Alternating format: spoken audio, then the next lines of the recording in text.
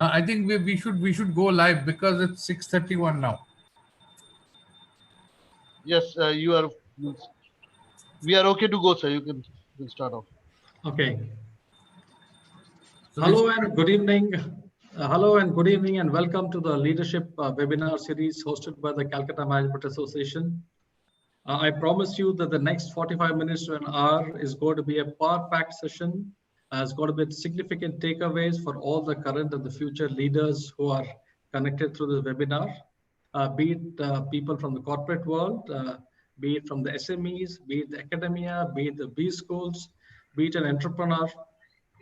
I'm sure there's going to be something which you all are going to cherish the next 45 minutes to an hour. But before we go to the webinar, a few quick standard announcements. CMA, the Calcutta Management Association, the oldest association in the country, is proud to be a part of this series. And this series, what we have termed as the Leadership in Turbulent Time series, and with the first of them started by Mr. R. Gopalakrishnan today. With this background, we are having the next of the series on the 29th April with Mr. Harsh Neotia, Chairman of the Ambuja Neotia Group, followed with the 1st May with Mr. T.V. Mohandas Pai. A few quick other announcements. I'm sorry you all have to be on mute. We have got already, as I see, 152 participants live as of now. We are also live on YouTube, and I'm sure that whoever have any questions, please populate it in the chat box. And we can well, now for the webinar. A good company is run by a competent CEO, but a business institution is crafted by a shaper. Well, leadership in turbulent times is all about shaping, how a good leader uses a crisis. Well, Mr. R. Gopalakrishnan needs no introduction for the people in the corporate world, but for fondly known as Gopal by many, a quick background about what Mr. Gopal sir is all about. With almost 50 years of corporate experience, 31 years at HUL, 19 years at the Tata Sons as a director, Mr. Gopalakrishnan comes with a wealth of experience.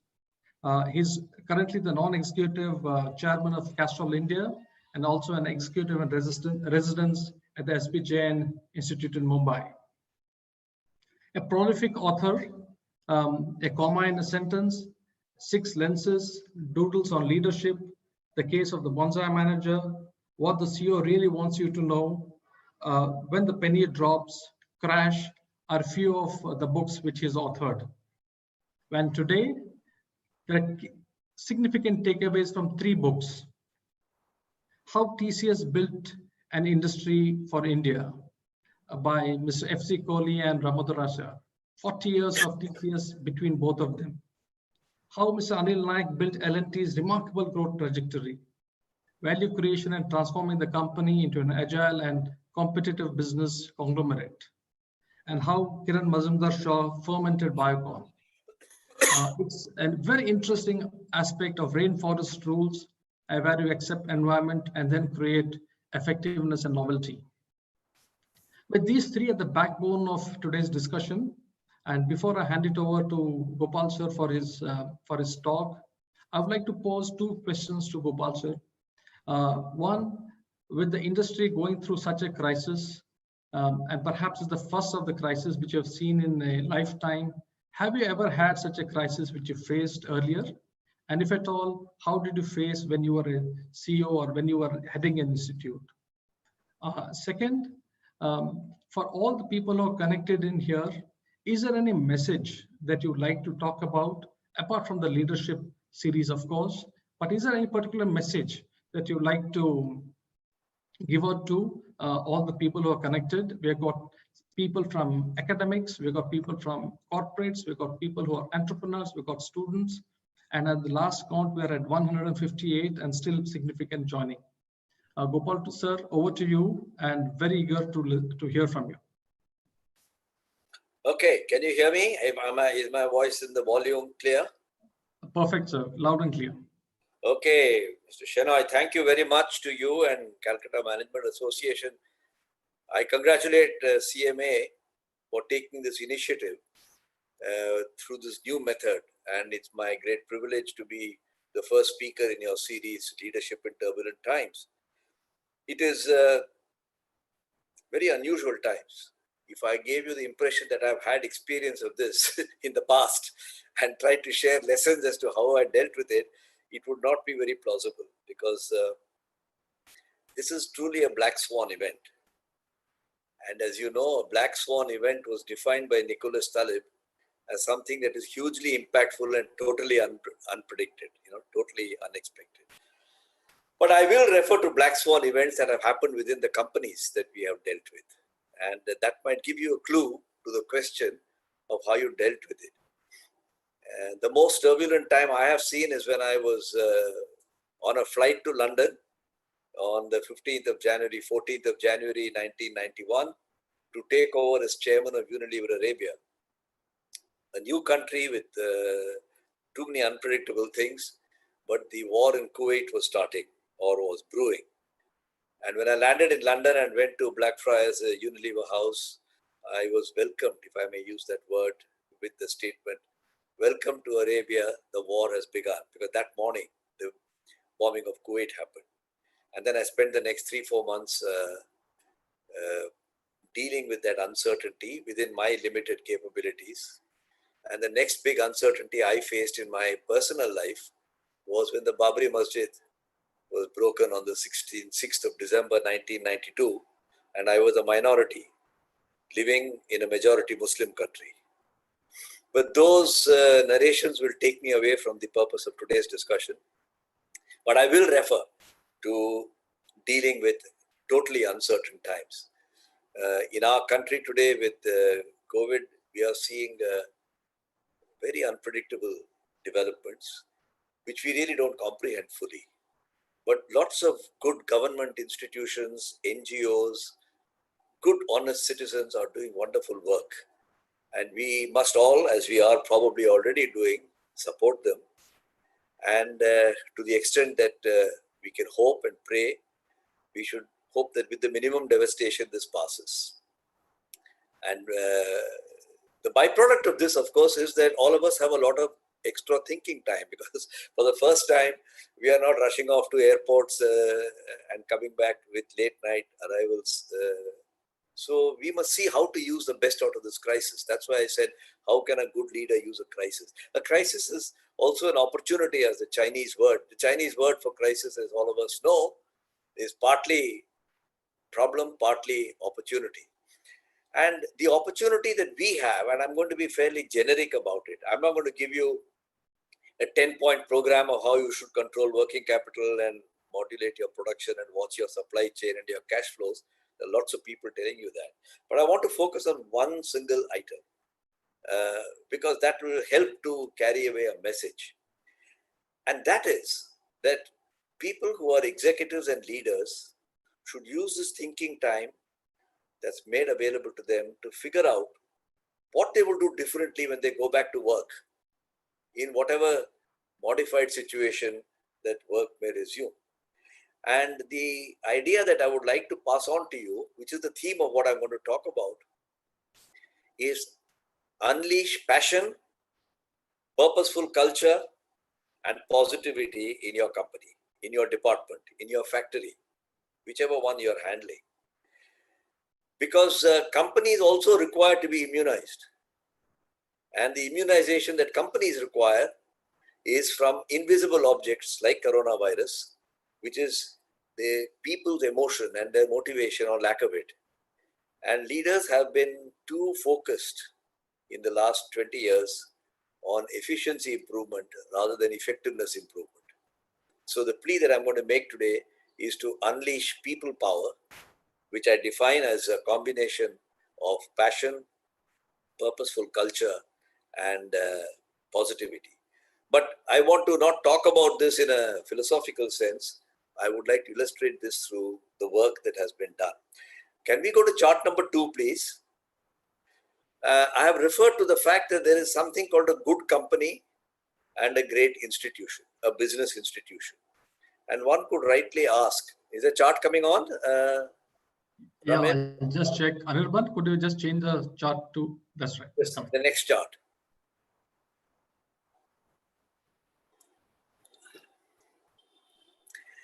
I have referred to the fact that when we left our companies, they were good companies. But when we go back, we should see how to build them into a business institution. And so the first question arises, what do you mean? What is the difference between the two? On the left-hand side of this chart, you see what philosophers have told us and history has told us, whether it's Greek philosophy, Indian philosophy, or any other philosophy, that what is a happy society? And a happy society has 3 E's in it. I've just made it into a little catchphrase. Enterprise, education, and eudaimonia. Eudaimonia means it's a Greek word for a sense of well-being. Okay. Now, enterprise is the fuel that drives any society. Whatever the excesses of particular businessmen may be from time to time, no nation or society can exist without enterprise. So, enterprise generates the wealth. The wealth must be used for education. Now, education, I am not referring to primary and secondary school education. I am referring to the advancement of health and culture. I'm using the word education. It's a nice fitment to a 3E. And therefore, like you think of the Medicis in Florence, it was all the wealth generated by the Medicis was used to create a huge Florentine culture in art, sculpture, which even today you see when you go to Italy. And if you have enterprise and education defined the way I have, then you have eudaimonia. It's a lovely feeling of well-being for people. But a business institution is therefore key. And I want to emphasize this. There may be people who think that business people are only chasing profits. The fact is that the concept of the business institution is essential for growth and job creation. And unless we promote business and enterprise, you will not have job creation and growth. And that is very important to understand. But when I look at the landscape, I've been around for a long time, as you would imagine. I can see a lot of Gen C institutions, but not Gen Lib institutions. Gen C institutions means generation centurion. They were founded 100, 150 years ago. Unilever, Tata Steel, Godrej, Birla. They've been around for a long time. Their founders are all gone, dead and gone. Whereas a Gen Lib refers to those that have really come into prominence and public consciousness, say in the last 50 years. I call them Gen Lib because liberalization is 30 years. So they might have started 40 years ago and they've come into the public space very strongly in the last 40, 50 years. If you look at the market capitalization on the Bombay Stock Exchange, Gen C companies have a very large share. Okay, I'm not even going to go into that statistic. But I was looking for what are the Gen Lib companies, the liberalization companies. And that is what caused me to make the distinction between a good company and a business institution. Go to the next chart, please. Now, whenever I use these words, I want to create an imagery in your mind so that you know what I'm talking about, rather than get into pedantic definitions of the English language. Compare Red Fort with a nice bungalow in Alipur, which is an institution. I mean, I don't think there's any debate about it. Look at the Victoria Terminus railway station in Mumbai and compare it with the Khandala railway station, which is an institution. Look at the Taj Mahal in Agra and compare it to the Kabristan in Park Circus. And, there is no comparison. So the moment I use the word institution, think of something that is either already or is potentially going to be grand, awesome, and durable, resilience. Whereas the ordinary, if I may use that as the opposite expression, are nice, adequate, and pleasing. We have a lot of nice, adequate, and pleasing companies. Some of them are terrible companies, but we are not going to go into that today.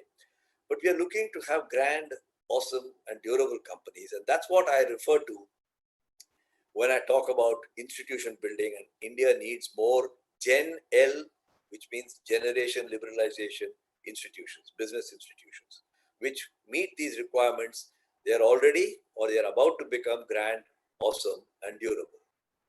Now, there are many books, and Indian managers have probably very well aware, American authors, consultants, and academics have written, like the great, most excellent companies, Peter, Waterman and Peters. Or you have the Good to Great, Jim Collins type of books. Those are all set in a very Anglo-Saxon American cultural context. Whereas Indian companies and Indian institutions are nurtured in a very different cultural context. If you look at the cultural context in which, say, a Tata Steel came up, and there is no comparison of that with what Carnegie Steel was at its appropriate time. And therefore, while talking about long-living, resilient Indian institutions, we must understand that they come from a very different context. If you take a Tata Steel, I'm just taking that as an example, you can take any company which is 120 years old. It has seen colonial suppression. It has experienced license permit, Raj. It has worked with resources far below its ambition. And it's only in the last 30 years or 25 years that companies like that have had the chance to taste the breeze or the air of freedom. And therefore, it is very important to understand that my mind was fixated on what I call Gen L companies, liberalization companies. Now, during my career, I worked for Unilever and Tata. Both are fantastic companies, but both are institutions, but both are Gen C companies. I can't say either of them is a Gen L company. But I have had a ringside seat to observe others. If I look at a company like TCS, which was born after I started my career, it started in 1968. I started my career 1 year before that. Now, if I look at L&T, which was born just before I was born, but it really came into prominence and public adulation in the last 20 years. I call these as sort of Gen L companies. And I have observed that they have a very unusual and important approach to things like human resources and development. I don't mean the HR department, I'm talking of the human resource.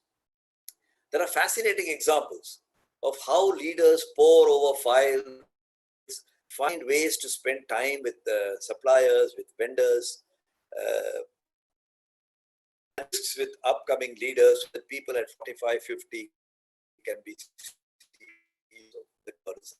So it is little surprise, for example, that companies like TCS, I'm keeping it to Gen L companies now, companies like TCS and L&T, the outgoing CEO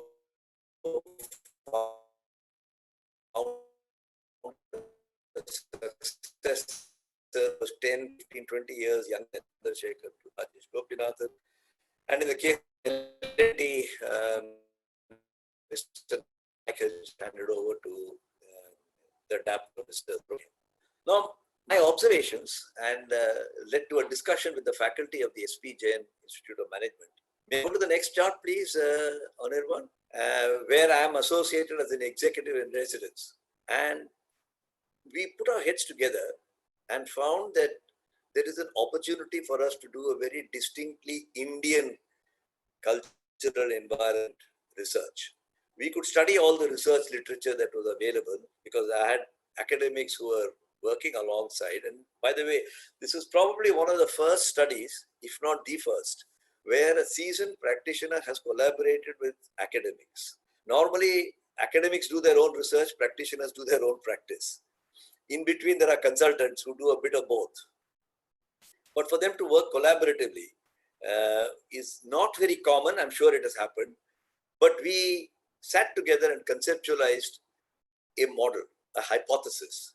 In any experiment in science, you do the same thing. You observe what is happening, you postulate a hypothesis, you conceptualize an experiment, you then go and do the validation, you do the experiment, and then we did exactly the same thing. And we conceptualized something called the mindset behavior action grid, which I will talk about in a little bit of time. But please remember that I'll be using the word MBA grid, which doesn't stand for Master of Business Administration. It refers to the mindset behavior and action grid. It's predicated on the basis that the way your mind is orientated determines your behavior. And the way your behavior is, you will result in the action. The way people read you will result in the action. So we selected some institutions and shapers, and we did some validation, preliminary validation by talking to 3 or 4 seasoned CEOs. We did field interviews over, I think, 100 hours per company of desk research and interviews of the shapers who are alive. God bless his soul, Mr. Kohli is 96. He's still alive and is available to talk to us. Mr. Ramadurai, Mr. A.M. Nayak, and Kiran Mazumdar Shaw. And we were able to talk to their 360-degree environment, colleagues, employees, and so on and so forth. So that's how we have written 6 books. 3 have come out. You see on the left side of this TCS, Biocon, L&T, which I shall talk of today. And on the right-hand side, there are 3 which are work in progress, which is the AFC Group, Deepak Parekh, Kotak Bank with Uday Kotak, and Harsh Mariwala with Marico. So that's the piece of work we've been doing for 2.5 years. We're very excited because this is the unusual collaboration, a very Indian-oriented subject, and it is very practical because of the collaboration between a practitioner and the academics. At the same time, I think it has a reasonable academics. Now, the American science philosopher Thomas Kuhn, he made a statement that scientific breakthroughs happen when a person or a researcher constantly observes the world and discovers an anomaly. And then he or she inquires into why that anomaly occurs, and that results in a new understanding or a new hypothesis. And that's how science has progressed. Frankly, business is not very different in that respect. We will say these are the rules of excellent companies, and then you'll find that the rule doesn't always seem to work. Then you start to modify it, and then you start to create a body of knowledge,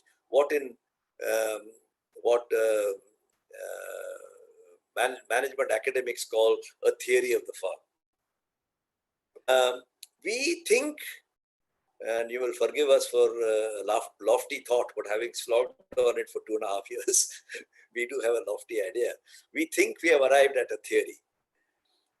We don't call it rules, we call it guideline, because somebody will practice it and find there's a different way to do it, and it will improve, hopefully. So let me explain to you what is this mantra, and then I will show you from the companies how it was validated. Can I go to chart number 5, please?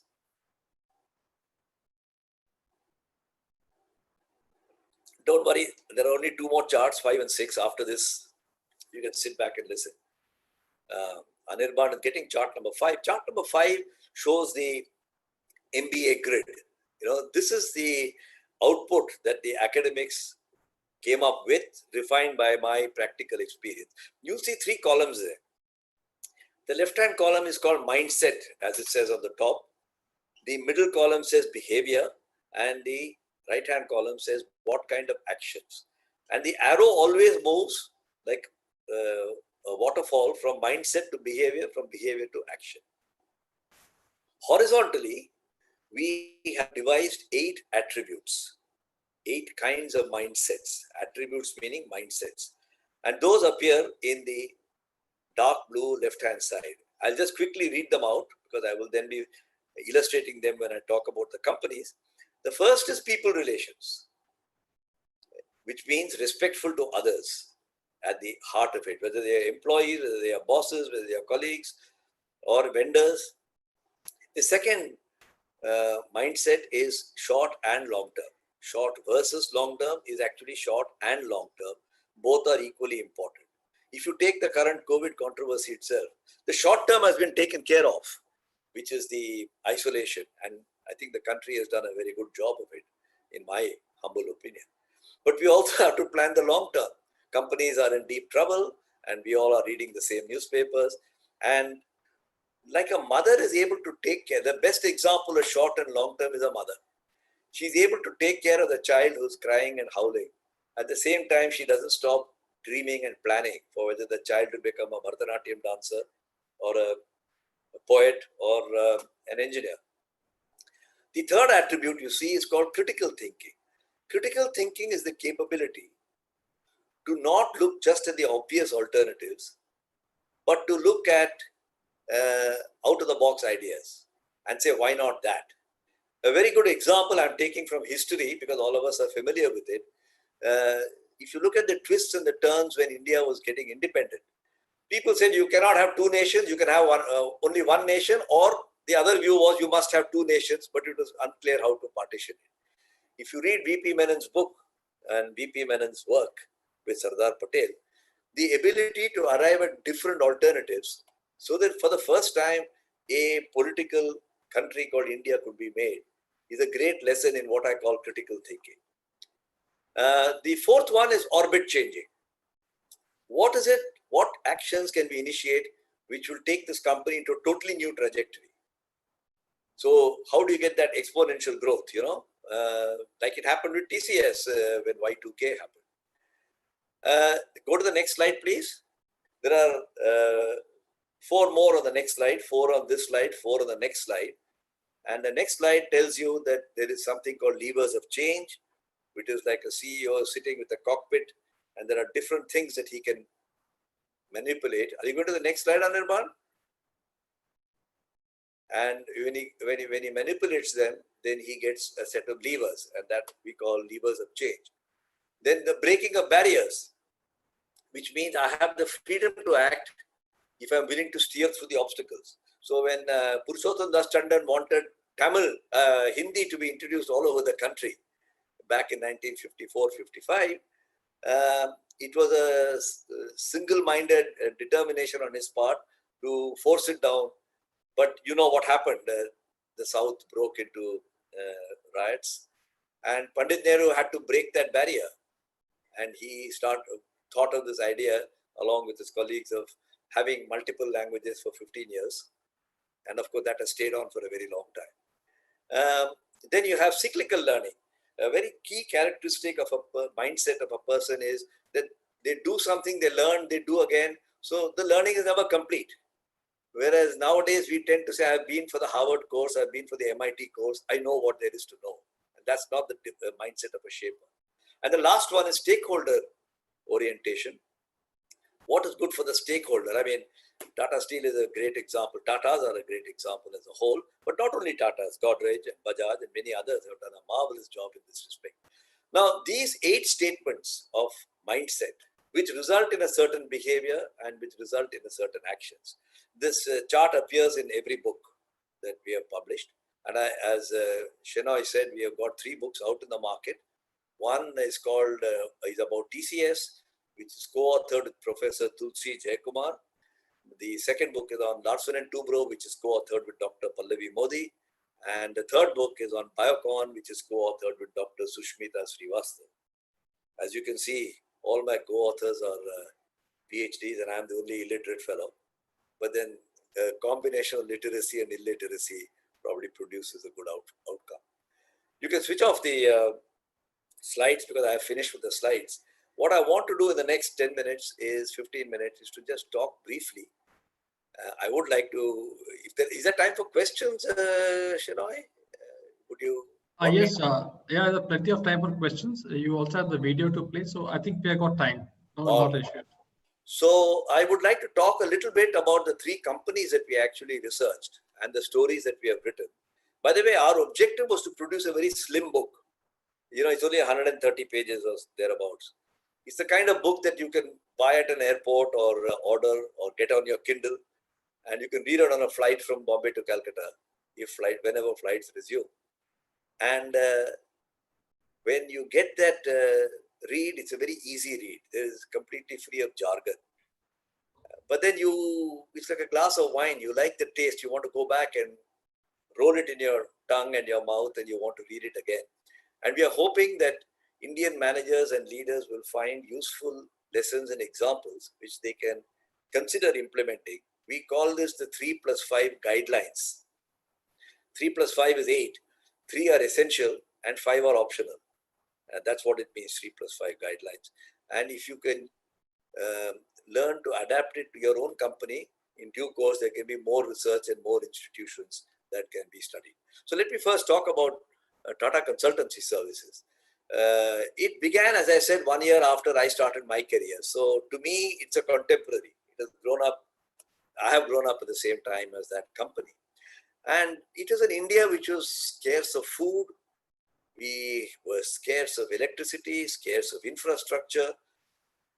And our TCS book defines it as a black swan event, taking from Nicholas Taleb's coinage. A black swan event is one where it's very rare. The COVID is a black swan event. It's very rare, it has an extreme impact, and it has only retrospective predictability. In hindsight, people can say China should have done this, America should have done that. But at the time it happened, nobody could figure out what was going on. And TCS, or the software industry, which TCS is the pioneer in, represents a sort of a black swan event. We were very fortunate to get to interview Mr. Fakir Chand Kohli. He is effectively the founder of TCS, because he had the shaper's technical knowledge, but he also had the knack of seeing gaps. Like some batsmen tell you, I don't look at the field placement, I see the gaps in the field. He saw the gaps in what companies were doing and how they were organizing data. So their initial plan in TCS was to import computers and modernize the efficiency of companies within India. I know this very well because I started my career as a software programmer and a systems analyst, not in TCS but in Hindustan Lever. And we were trying to improve Hindustan Lever's operation in the supply chain, in the process materials inventory, in the sales reporting systems and so on. But TCS found that that was not going to work because there was not going to be any foreign exchange given.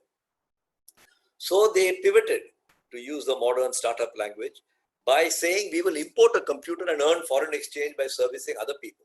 That's how TCS became a global company before becoming an Indian company. By 1996, Mr. Kohli had built a very frugal, efficient, powerful machine in TCS. One that could produce repeatable results.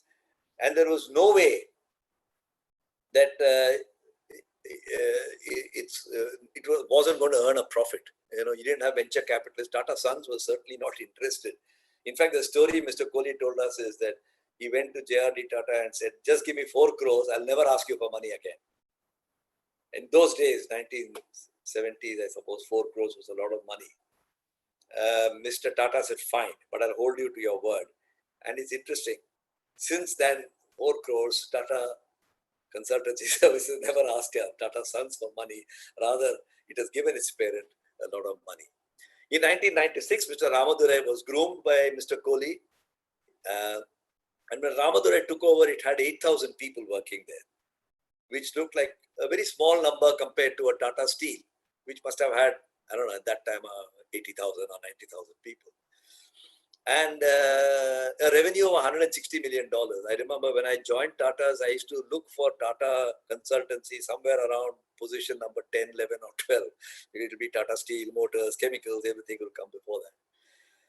But what did Ramadurai do? He was faced with a black swan event, Y2K. Everybody at Y2K time said, oh, the world is going to change. It will never be the same again. Computers will crash. Planes will collide. But in a very systematic way, his colleagues, Ramadurai and his colleagues, sat down and said, why can't we make software development like a factory? Repeatable processes and automate it. And the idea of doing this came to them. They did it in the Chennai factory. In the Chennai unit, they have a software factory. And they were able to produce results of the global standard for many companies in a very short time, just by this apparently easy idea that you could automate software coding. Until then, software coding was like an art. It's like making a lovely dosa or a lovely idli. You had to have a special formula to do it. Now, just like when our children are born at home, we don't know whether the child will become an engineer, a Nobel Prize winner, or a cricketer. But we try to inculcate certain good habits in that child from day one, if you're a good parent. TCS did the same thing. People relations and respect for people. You can argue that it's a Tata tradition, but TCS had to find its own sort of way. The shapers are obsessed. I use the word obsessed with employees, with relationships, and this results in the great deal of preoccupation with meeting young people, going out to meet customers, and so on and so forth. The second feature of what Mr. Kohli and Mr. Ramadurai seeded, and which their successors have nurtured, is this ability to deal with short and long term simultaneously. And it's a counterintuitive mindset, you know. You see, of all the species on this planet, there is only one species that has opposable fingers.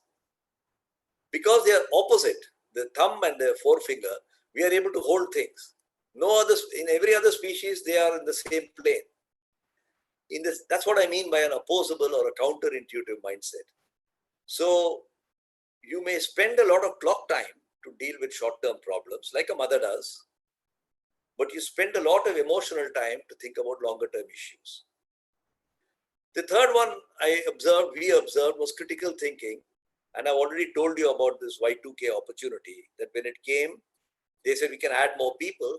And they said, no, this is the history of industrialization. You didn't just keep adding more and more people. You did the equivalent of automation and doing better processes. Anyway, the fact is that by the time Mr. Ramadurai completed his term in 2009, this company had dramatically changed. It had an IPO in 2004. People tend to forget that it's only 15, 16 years ago. It IPO'd at about $2 billion market cap. And it is a 100 billion plus today. So I don't think there's any person who would deny TCS the title of being an institution, of having been shaped by institutions, and to understand what are the kind of things that TCS did in the amongst the Gen L companies. The second company I would like to touch upon is Biocon. Biocon is very interesting because it's run by a woman entrepreneur, which is rare, in the field of brewing, which is a male bastion, and a Gujarati origin, Kannada speaking, Australian trained female brewmaster. I mean, this is like a WWF candidate who is exactly the opposite of what you expect to see. Kiran's father was a brewmaster himself.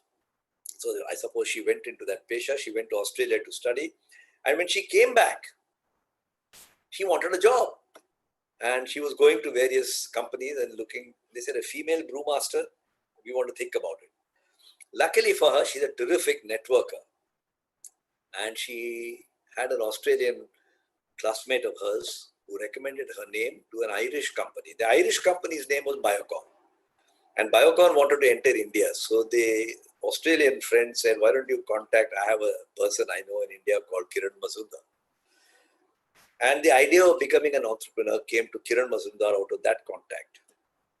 The rest of the story is all in the book, and I can't go through it now in the interest of time. But it's very interesting. The questions we are trying to answer is, how does that Biocon become now a clutch of 8 companies, started with virtually no capital, and is now worth over $6 billion. And this disruptor company became profitable early enough. There was no SoftBank and all these people to finance it, so that they could learn with frugality and discipline, exactly like TCS, to build profit and plow that back into building the business. Above all, critical thinking. This company came up on the basis of what they call solid state fermentation. It's called koji, K-O-J-I for a Japanese word, which is a very arty process, but you have to industrialize it and have tight controls. But she found that she's a very big fish in a small pond in that solid state fermentation, and she wanted to go into biopharma. And that meant you had to give up this technology and go into, it's like a person who's used to blast furnaces trying to go into arc processes.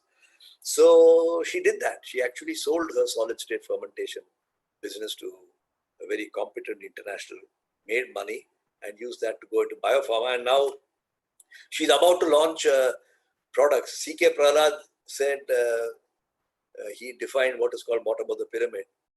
But she has actually done a bottom of the pyramid by taking her insulin to America with a partner called Mylan. And she's going to sell diabetes treatment there, insulin treatments, which are 10% of the cost of what an American consumer pays today. Now, what a marvelous way to combine C.K. Prahlad's ideas and deliver it on the ground. I would like to close by talking a bit about Larsen and Toubro. This company is a bit older. It's founded in 1938 or 39.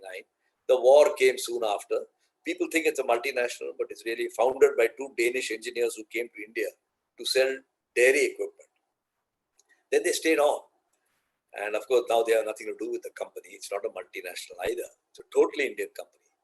And in 1999, which is about 60 years after its founding, it was still a good engineering construction company. They would build roads, they would build a few projects. And its market capitalization was 5,000 or 6,000 crores. And a person called A.M. Nayak took over as the managing director. He was a lifer. He had been in L&T all his life.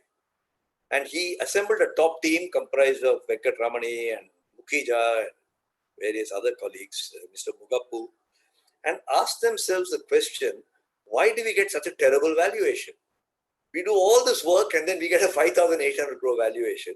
And look at the software companies, look at the FMCG companies, they get a much better multiple. So they started something called Project Blue Chip, which is very distinctive and unique because they said, why should we accept? We are engineers. When we are given something, we'll take it apart and put it back together again. Let us understand how markets value stocks.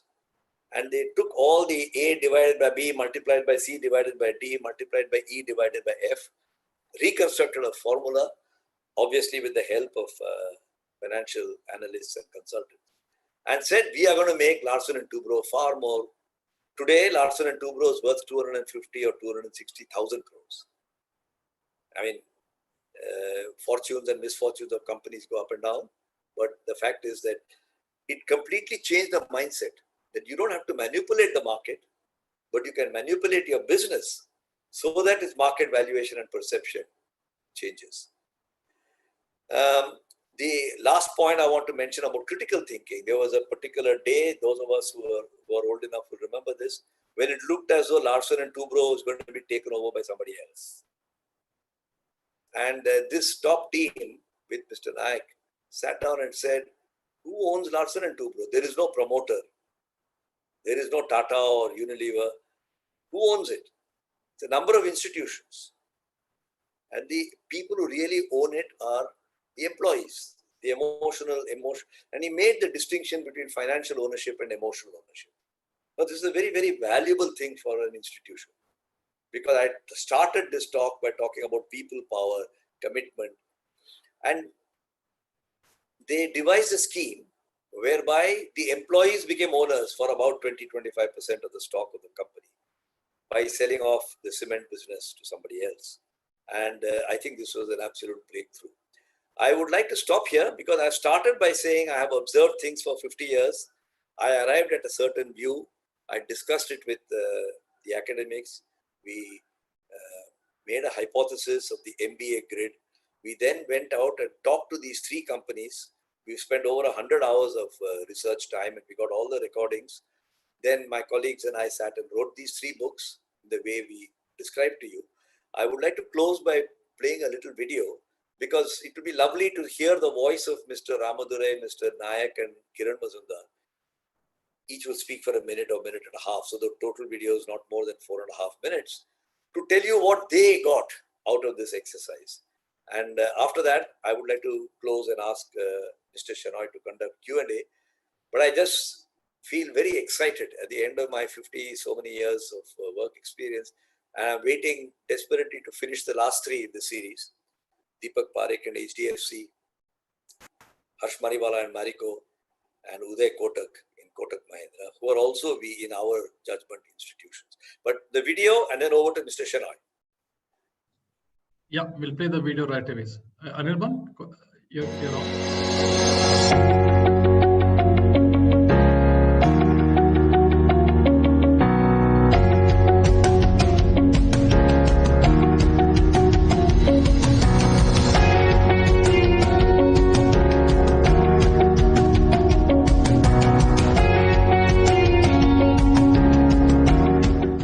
A business institution is a well-run company with a few additional dimensions. A business institution is conscious of the higher responsibilities that it shoulders. It therefore has national, social, and environmental goals embedded into its agenda, while ensuring profitability and returns to stakeholders, business institutions participate in endeavors of national significance and contributes towards national goals.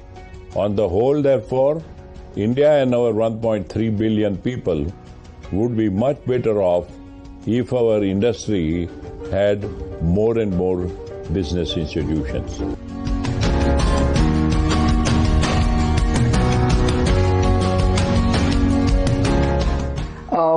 Biocon actually has been a unique story because of the fact that it started with one person's dream and then basically grew into a shared vision along the way, with thousands of people believing in this shared purpose, this shared mission to make a difference and make global impact. And really it is a story of building a biotech company from scratch. From the startup that it was in 1978 to then growing step by step along the way, and in latter years growing its organization to global scale. And the way it was all done, and the reason why we still continue to remain the most successful and the largest biotech company in this country. I think this book actually talks about the challenges in terms of raising capital, grooming talent, accessing global opportunities, global markets, and of course at the end of it all, it's a very complex set of management tasks that every organization has to address in order to make that impact.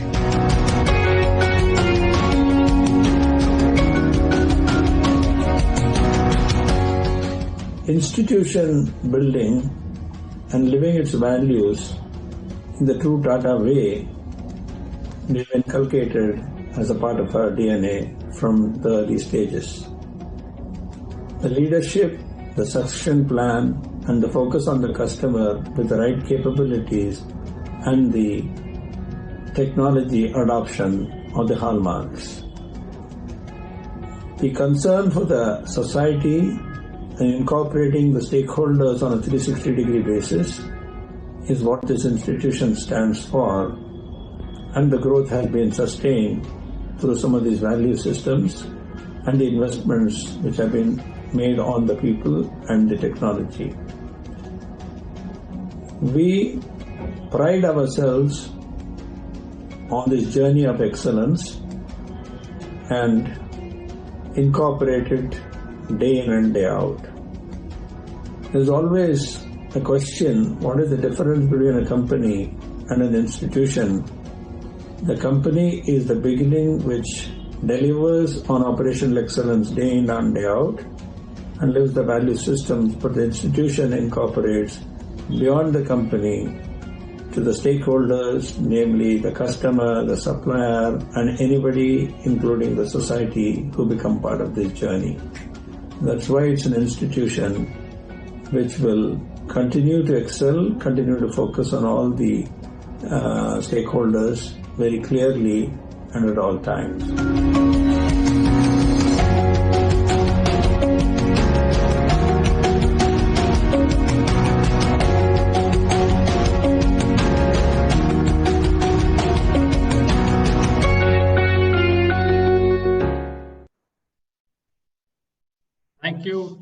Thank you, Gopal sir. I think we have had an excellent session so far. We have questions pouring in yet.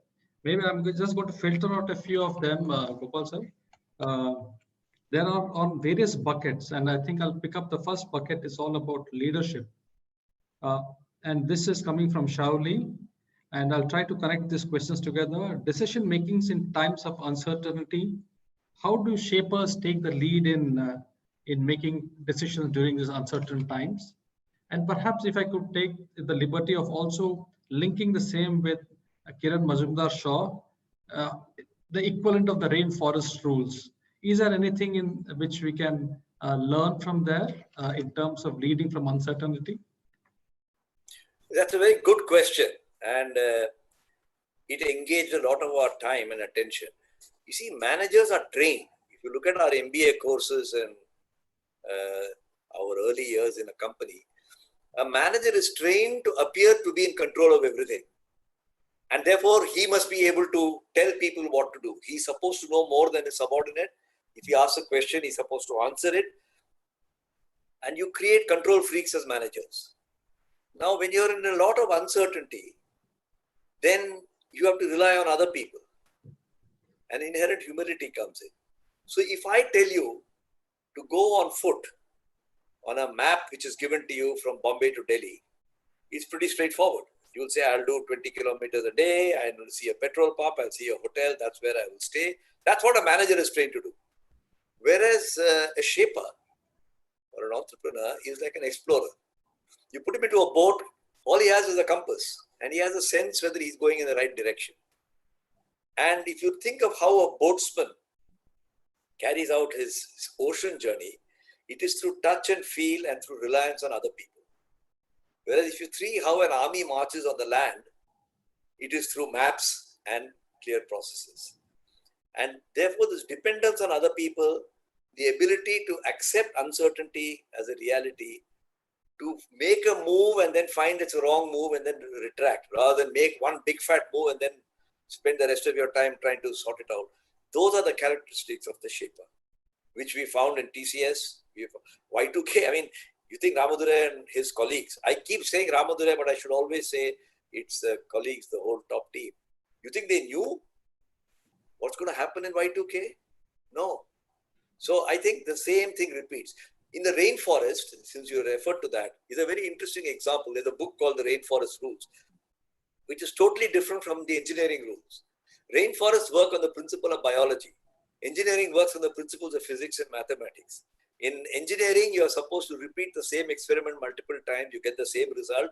You map it out, you process it out, and you implement it. In biology, it doesn't work that way. I remember when I was the managing director of Brook Bond, I was surprised to find that you take one leaf of green tea and put it into the beginning of the fermentation chamber.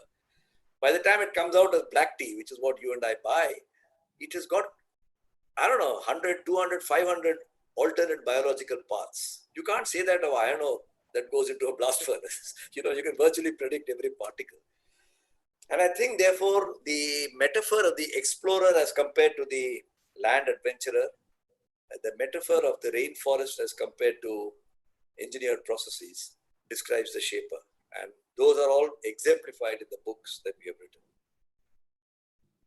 Wonderful. Sir, a couple of other questions on similar lines. Rajiv Mandala and Dr. J. M. Mukherjee asking this. The roots of a leadership skill in a person or an entrepreneur, where does it actually start? And followed up with another question. In every batch of an IIT IIM, perhaps only 10 per batch become super leaders. Is there something really going wrong, or what is it all? No, it's not a question of going wrong. If everybody became a leader, we'll become like a Mughal emperor's succession planning. Their brothers will all kill each other. See, the truth of the matter is this. When you come out of your IIT or IIM or whichever management institute you studied in, you're like a block of marble that has just been chipped out from the mountainside. Mind, it's raw. Whether you'll become a part of the great sculpture in the Louvre depends on how you're chiseled and shaped. And every block of marble that comes out from the mountainside cannot go and sit in the Louvre.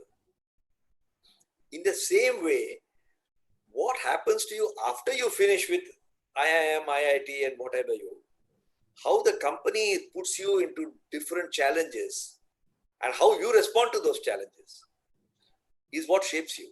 And so naturally, it's like Wimbledon. Everybody can't win Wimbledon. How you practiced, how your stamina, how is your mental calm, you get through first round, second round, you lose in the third round, then you come back again, you get to the fourth round. That's the way careers develop. So I think it's a pretty straightforward, challenging thing. And this is meant for guys who got that kind of energy and commitment. Just connecting the dots again, when you say that means each leader has his own little trait. And in your book, TCS built an industry for India. You did mention that Mr. F.C. Kohli and Mr. Ramadura had distinct leadership traits, or they had different ways of running the company. Some light on that? You know, when I use the word distinct traits, I am not advocating that they are the right traits. Please understand. You know, MS Subbulakshmi has a particular singing style. That doesn't make everybody should not try to become an MS Subbulakshmi. Mr. Kohli, for example, was so focused on discipline and frugality.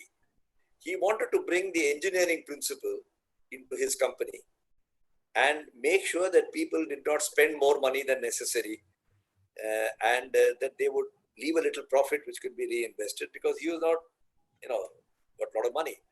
That's an example of a distinctive trait. When Mr. Ramadurai came, I wouldn't say he let the pressure cooker lid off, but he said, listen, the opportunity is great. I must now invest in people. So let them spend a little money in travel and this and that, and let us go out and capture customers, because the timing was different. So when I use the word distinct, I meant to say appropriate to their industry and that point of time. If you take any other company, you'll find exactly the same thing, that you must choose where to play and how to play. And that's what I mean by distinct. None of the rules, that's why I always say 3+5 guidelines, not 3+5 rules. If you just mechanically follow it, then I'm afraid you will not get the result. A couple of questions coming more from the COVID situation in India.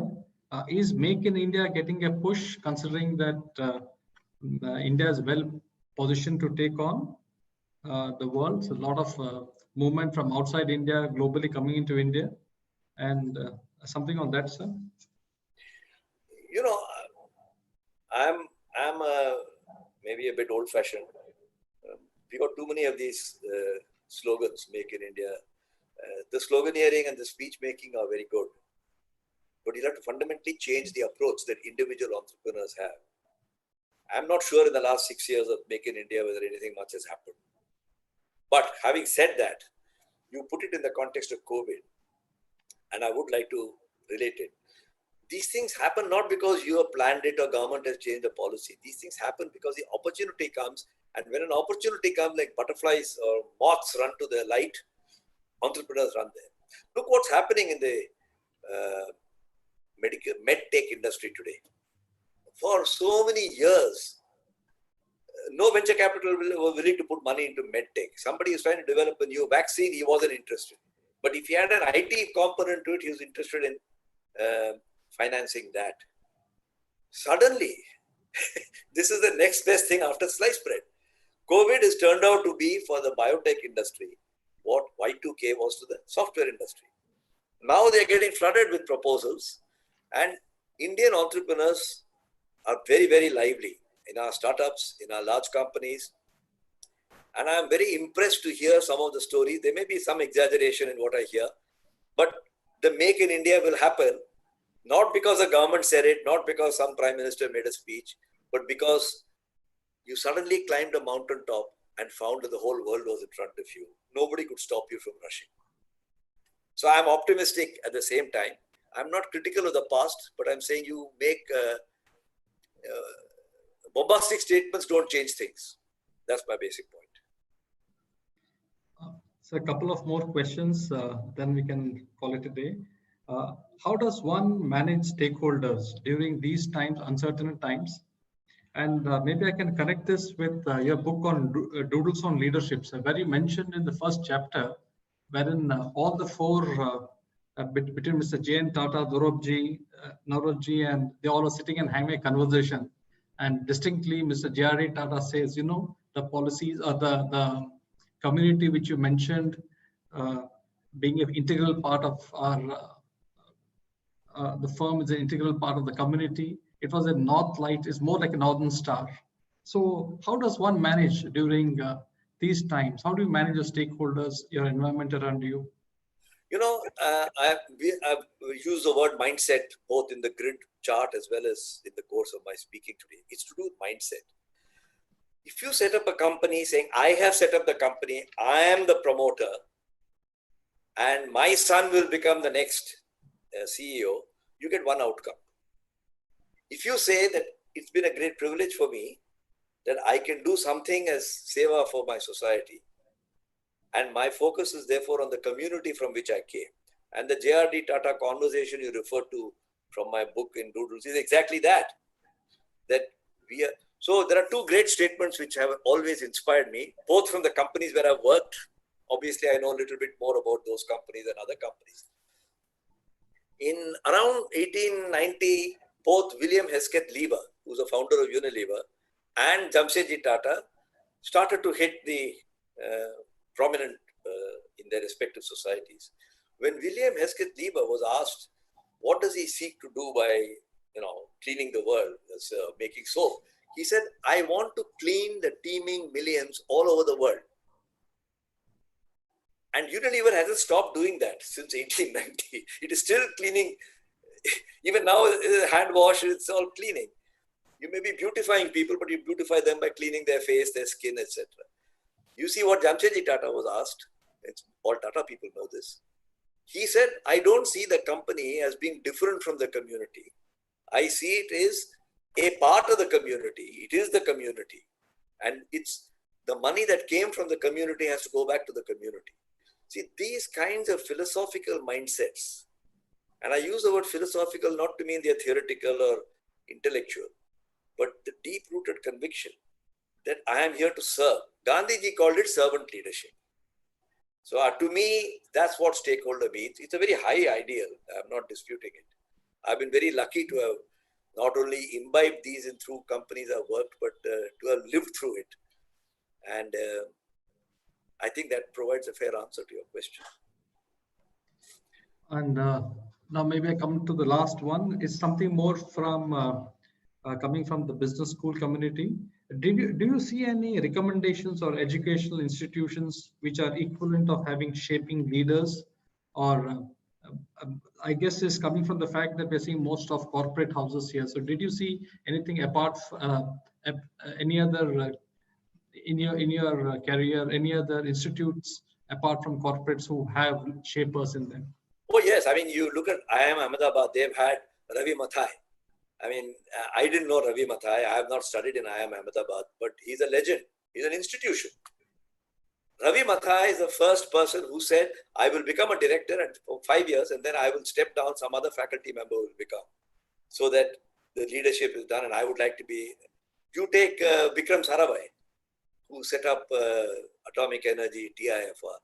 There are many, in fact, the whole pedagogy about institution building has come from the public field of education and science. I have just extended it. We have just extended it into the world of business, where we are not used to talking about institutions. We use fluff, a great company, good company, best share. By the way, one of the things I want to point out, many of the American companies demonstrate through an appendix that the companies they have chosen are right on the top in ROC, RONW, TSR, all these alphabets. We did not want them to be the best, because that shows a shareholder orientation rather than a stakeholder orientation. If they happen to be the best, we would not object to it. I'm not suggesting that there would be a disqualification, but they must be amongst the best. It is just like the guy who comes first in class year after year is not the best student of the school, but the guy who came fifth may be a better student in the same principle. Yeah, I reflect back in people who top in class did not necessarily top in life. Maybe something like. Exactly. Whereas many of those books take, during Jack Welch's time or XYZ's time, it went from this to this. They are the top of the pile. Nobody's anything like them.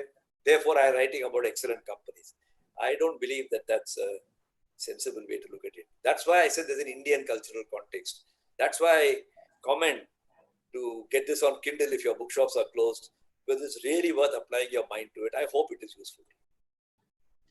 Wonderful, sir. Thank you. Thank you for the lovely evening. Amitabh, I'm sorry.